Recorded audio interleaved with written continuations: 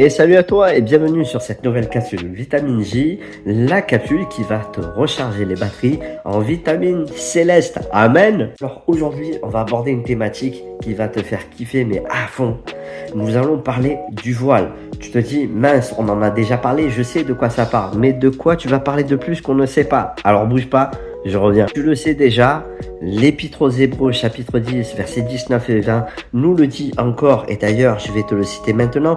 Nous avons, frères, l'assurance d'un libre accès au sanctuaire grâce au sang de Jésus, par la voie nouvelle et vivante qu'il a inaugurée à travers le voile, c'est-à-dire à travers sa chair.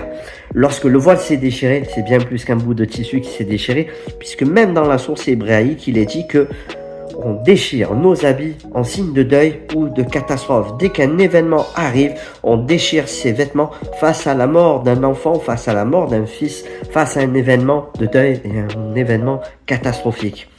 Et voici ce qui se passe en réalité lorsque le voile se déchire. C'est bien plus qu'un bout de tissu qui se déchire, mais c'est le cœur du Père qui se déchire. Non seulement par colère envers le péché qui se manifeste à Golgotha à ce moment-là, mais en plus de ça, de voir son fils dont il est obligé de détourner ses regards, beaucoup de tristesse de la part du Père, mais encore, le Père est en train de déchirer son cœur et son vêtement pour manifester sa colère et son amour.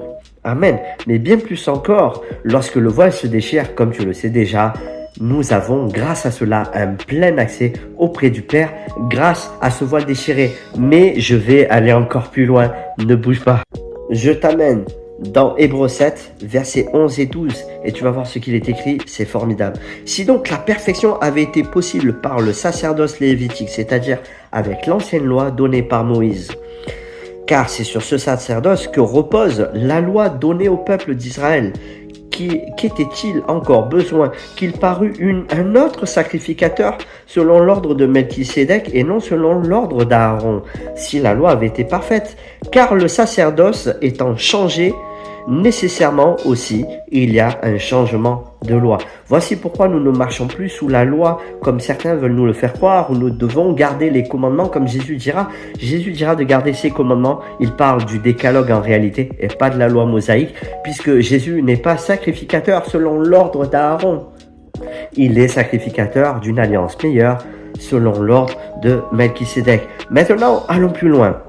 Si Aaron était celui qui était le gardien de la loi de Moïse, ainsi que ses fils, mais qu'ils étaient imparfaits et donc ils devaient mourir à chaque fois et donc un nouveau sacrificateur prenait la relève. Jésus étant éternel et étant sous l'alliance nouvelle, d'une loi nouvelle selon l'ordre de Melchisédek, il fait de nous ses enfants, étant lui-même Jésus-Christ sacrificateur. Il fait de nous aussi, comme dans Apocalypse chapitre 1 verset 6, des sacrificateurs, un royaume de sacrificateurs.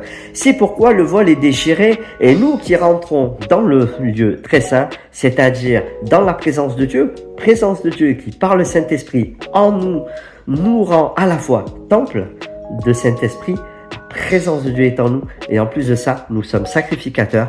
Alors lorsque nous passons à travers ces endroits-là, nous rentrons non pas comme des disciples et des enfants de Dieu simplement, mais nous entrons dans la présence de Dieu en tant que sacrificateurs. Voici pourquoi le voile s'est déchiré, afin de faire de toutes les nations des sacrificateurs. Et nous entrons non pas avec le sang d'un animal, mais avec le sang de Jésus-Christ sur nos tuniques qui nous rend saints, parfaits et capables de rentrer purifiés dans la présence du Père. Sois béni et je te dis à très bientôt pour un prochain thème et j'espère que tu te régaleras toujours autant. Et je te propose aussi une chose, n'hésite pas à partager ces vidéos pour bénir d'autres personnes. Sois béni.